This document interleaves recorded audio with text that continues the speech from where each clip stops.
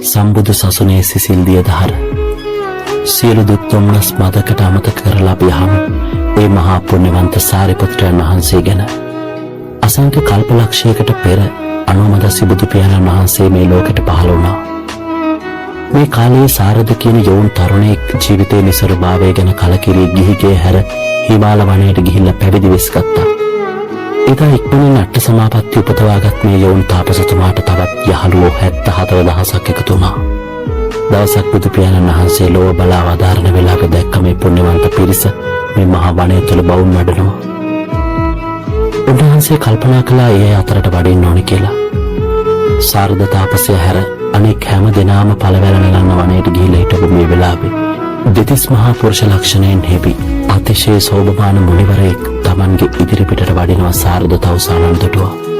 පළමුව පුදුමයටත් දෙවනුව මහත් අමන්දානන්දයටත් පත් මේ සාරද තවුසා එක්මනින් අසුනක් පිළියෙල කළා. මේ නම් බුදුවරයෙක්මයි. ඔහුට එහෙම හිතුණා. පින්නත මම අනුමදස්සි බුදුරජාණන් වහන්සේ භාග්‍යතුන් වහන්සේ බ්‍රහ්මසොරයෙන් පැවසුවා.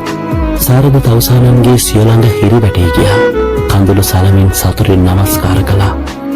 මේ වෙලාවේ පළවැල නෙලන්න ගිය හැමදෙනාම පැමිණියා. හැමදෙනාම මහත් වූ ගෞරවයෙන් බුදු පියාණන් වහන්සේ වන්දනාමාන කරගත්තා. ඒ වෙලාවේ බුදු පියාණන් වහන්සේ අධිෂ්ඨාන කළා අකසව් දෙනම වහන්සේලා ඇතුළු ලක්ෂයක් මහරහතන් වහන්සේලා මේ වනයේට වඩින්න ඕනි කියලා. ඒ දේ ඒ විදිහටම සිද්ධ වුණා.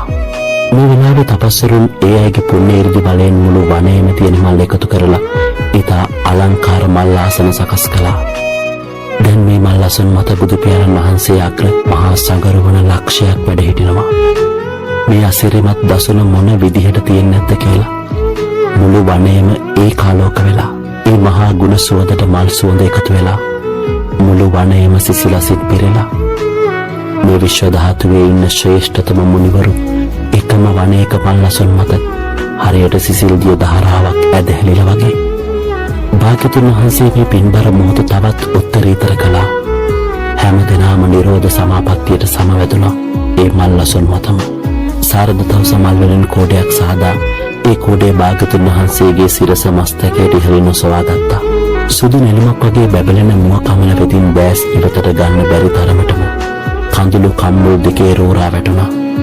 සතියක් මුළුල්ලේ බුදු ගුණම හිතුවා. කිසිවෙකු කිසිම ආහාරයක් ගත්තේ නැහැ. ප්‍රීතියෙන් ගතසිත පිරিলা සතියක් ගත වුණා.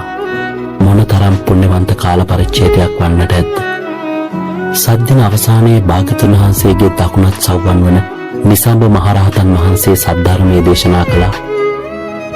සාරද තවුසානන් හැර අනෙක් සියලුම දෙනා අරිහත් ඵලය තුල පිහිටියත් සාරද තවුසානන්ගේ සිත ප්‍රාර්ථනාවක් කෙරෙහි ඇදී ගිහිල්ලා.